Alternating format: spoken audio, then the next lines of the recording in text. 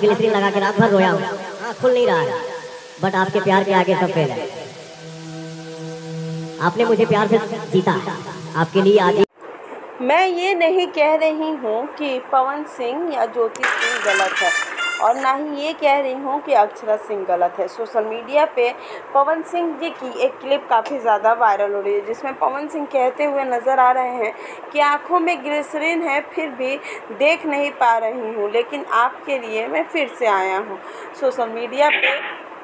पवन सिंह की एक एक क्लिप काफ़ी ज़्यादा वायरल हो रही है, और देखा ये भी जा रहा है कि पवन सिंह और जो उनकी पत्नी है ज्योति सिंह, उनका रिश्ता इतना ख़राब हो गया है कि लोग को अब समझ में आ रहा है कि इन दोनों का रिश्ता कितना चलने वाला है। वैसे आपको क्या लगता है, पवन सिंह और ज्योति सिंह का रिश्ता अब तो कभी मिलने वाला नहीं है, लेकिन जिस तरीके से पवन सिंह और ज्योति सिंह के रिश्ते पे बातें चल रही है, कहीं ना कहीं अब लोगों को समझ में आ रहा है कि सोशल मीडिया पे बहुत सारी चीज़ें हो रही हैं। वैसे आपको ये वीडियो कैसा लगा मुझे कमेंट्स में ज़रूर बताइएगा, और मेरे चैनल को सब्सक्राइब और वीडियो को लाइक भी ज़रूर कर दीजिएगा।